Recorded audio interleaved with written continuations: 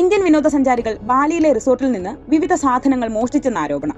Resort വിടുന്നതിനിടെ വിനോദസഞ്ചാരികളുടെ ബാഗുകളിൽ നിന്ന് മോഷ്ടിച്ച സാധനങ്ങൾ ജീവനക്കാർ കൈയോടെ പിടികൂടിയെന്നാണ് റിപ്പോർട്ടുകൾ.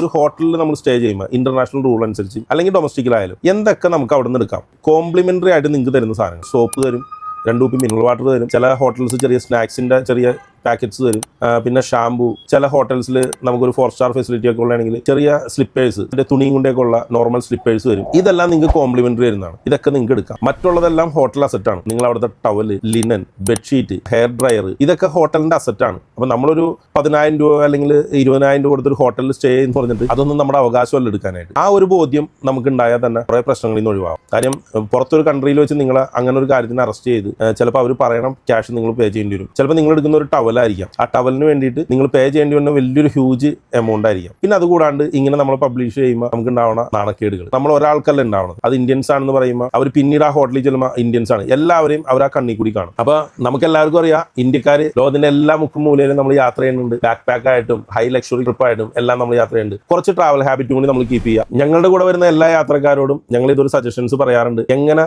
ഒരു നല്ല ഗസ്റ്റ് ആയിട്ട് പുറമെ ഉള്ള സ്ഥലങ്ങളിൽ ബിഹേവ് ചെയ്യാന്നുള്ളത്. നമ്മളെപ്പോഴും ഒരു റെസ്പോൺസിബിൾ ടൂറിസത്തിന്റെ ഭാഗമായിട്ട് മാറുക. അതേപോലെ നമുക്ക് ട്രാവൽ ചെയ്യുമ്പോൾ ഒരു സിവിക് സെൻസോട് കൂടി നമ്മൾ പ്രോപ്പറായിട്ട് ബിഹേവ് ചെയ്യാൻ ശ്രമിക്കുക. അപ്പോൾ നമുക്ക് ഒരുമിച്ച് നല്ലൊരു ഗസ്റ്റായി, റെസ്പോൺസിബിൾ പേഴ്സണായി, റെസ്പോൺസിബിൾ ട്രാവലറായിട്ട് നമുക്ക് പറക്കാം. ഇനിയും കുറെ സ്ഥലങ്ങൾ നമുക്ക് കാണാനുണ്ട്. ഈ വേൾഡ് ഇങ്ങനെ വിശാലമായിട്ട് കിടക്കുകയാണ്. നമുക്ക് പോയി തകർത്ത് അടിച്ചു പൊളിച്ച് അത്യാവശ്യം എക്സ്പ്ലോർ ചെയ്ത് നമുക്ക് തിരിച്ചു വരാം. Okay, thank you.